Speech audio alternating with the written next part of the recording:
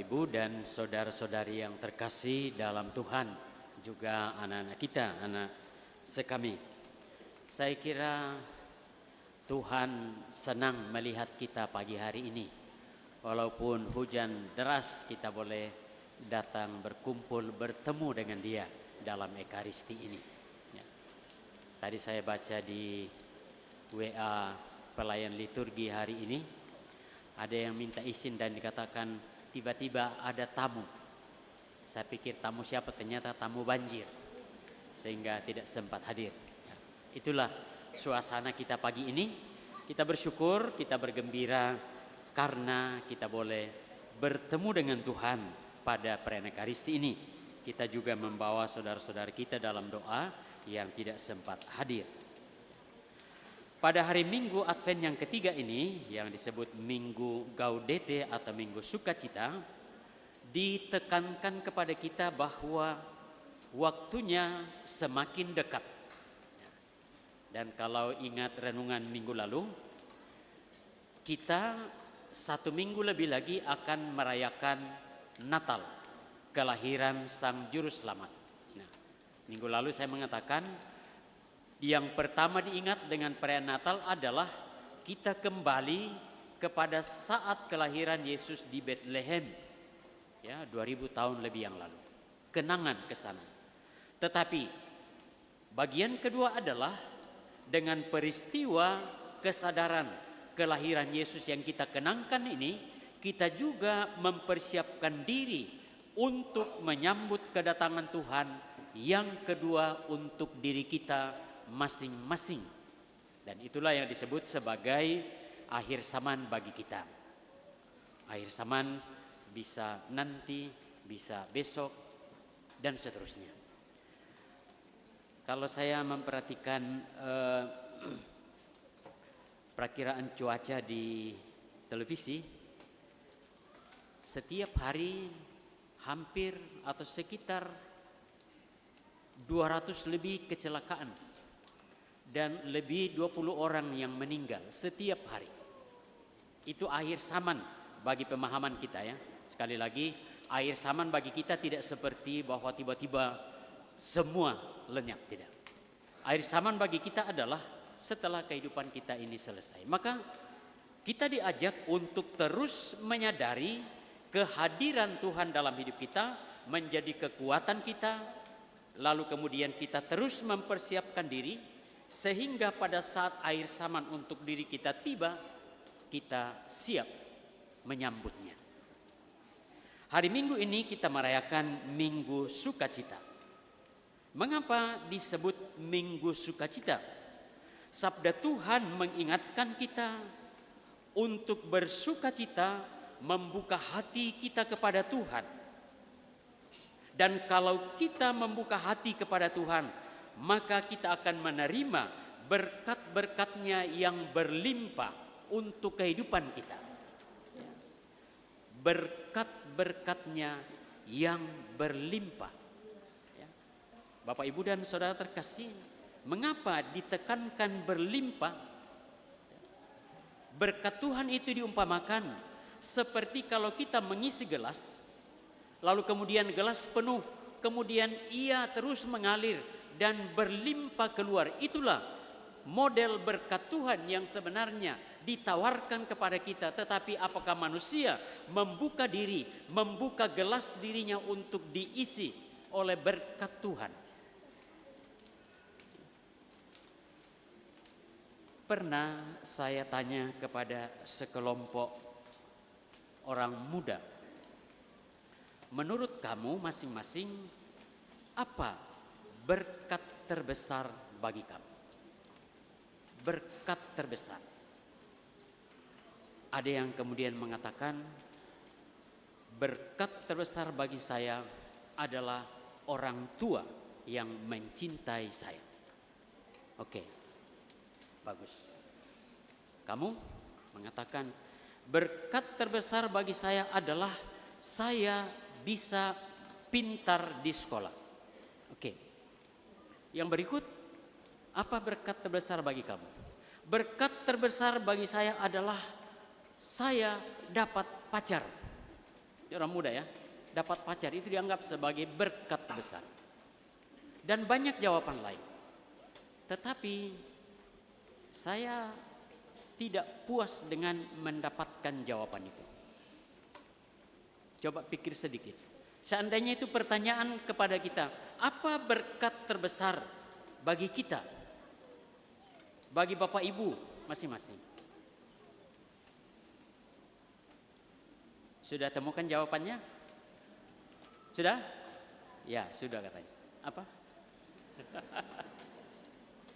Berkat terbesar bagi kita adalah Yesus Putra Allah yang diutus menjadi satu-satunya penyelamat bagi kita. Itu berkat terbesar bagi kita. Yesus Sang Juru Selamat menjadi satu-satunya Sang Penyelamat. Maka jangan cari penyelamat yang lain. Hanya Yesus satu-satunya Sang Penyelamat. Minggu lalu atau 2 minggu lalu saya dalam renungan menyinggung. Kalau orang Katolik ditanya, siapa yang mendirikan gerejamu? Jelas Yesus Kristus. Tapi coba tanya gereja-gereja Kristen yang lain, siapa yang mendirikan gerejamu? Bingung jawab. Tidak jelas siapa yang mendirikan. Tetapi gereja Katolik jelas Yesus yang mendirikan gereja Katolik. Dia adalah Sang Juru Selamat yang diutus oleh Bapa. Kemudian lewat mengangkat ke-12 rasul, disitulah gereja Katolik mulai dan bertumbuh berkembang sampai sekarang ini. Memang di dalam kehidupan setiap gereja pasti di sana Roh Kudus bekerja. Tetapi kita juga tidak mau bahwa selalu ada pertumbuhan gereja-gereja justru karena terjadi perpecahan. Itu bukan karya Roh Kudus. Bapak, Ibu, dan saudara terkasih, kembali kepada sukacita kita dalam perayaan hari Minggu ini. Kita bersukacita karena berkat terbesar ialah Yesus Putra Allah itu mengundang kita untuk terbuka di dalam kehidupan ini. Mengundang kita. Ada undangan. Kemarin ada yang menikah. Lalu saya mendapat undangan. Saya mengikuti perayaan Ekaristi. Masih ditanya mau bisa ikut resepsi. Saya mengatakan tidak karena saya pimpin misa. Saya kira setiap kita kalau mendapat undangan misalnya begitu selalu ada menentukan sikap mau ikut atau tidak. Undangan Tuhan juga membutuhkan sikap kita. Dan diharapkan bahwa undangan Tuhan ini yang menuntut sikap hati kita sambut dengan gembira, dengan hati yang terbuka. Dan kalau kita sambut dengan gembira, dengan hati yang terbuka, maka kita menerima kehadiran Allah di dalam kehidupan kita. Kita menyambut kehadiran Allah dalam kehidupan kita, dan kemudian seperti tadi, Dia mulai mengalirkan berkatnya yang melimpah di dalam kehidupan ini sampai tertumpah keluar berkat itu, dan itulah kemudian menjadi berkat-berkat bagi orang lain, bagi sesama di dalam kehidupan kita. Menuntut sikap hati yang gembira. Mari kita lihat dalam bacaan Injil. Yohanes Pembaptis dengan gembira menentukan sikapnya atas undangan Tuhan. Kemudian ia meninggalkan kehidupannya yang biasa, lalu kemudian pergi, katakan ke padang gurun untuk mewartakan persiapan menyambut kedatangan Sang Juru Selamat. Dia, Yohanes Pembaptis, setia kepada Allah. Dia setia kepada Allah. Dan kesetiaan kepada Allah ini terjadi justru karena ia berani meninggalkan banyak hal di dalam kehidupan hariannya. Dan apa warta Yohanes Pembaptis yang penting kepada kita atau yang terpenting adalah pertobatan Bagi Yohanes Pembaptis dan tentu saja juga bagi gereja, pertobatan adalah jalan pertama dan utama di dalam membangun kehidupan yang baik, yang sejati di dalam Allah. Bertobat berarti menyesali sungguh-sungguh perbuatan dosa dan kemudian berpaling kepada Allah. Pada hari Jumat yang lalu kita melaksanakan ibadat tobat dan juga penerimaan sakramen tobat. Banyak Bapak Ibu dan saudara-saudari yang hadir. Dari 10 imam saya kira sekitar jam 9 lewat baru selesai. Banyak yang hadir. Cuaca cukup bagus.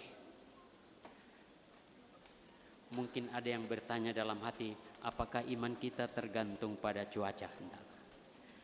Sedikit. Seperti hari ini tuh. Bapak Ibu dan saudara terkasih, pertobatan berarti kita merayakan kebenaran.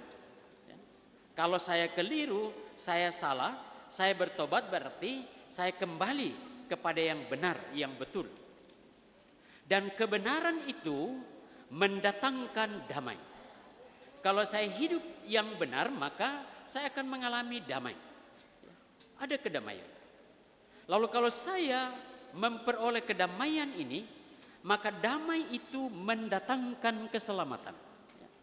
Damai itu mendatangkan keselamatan.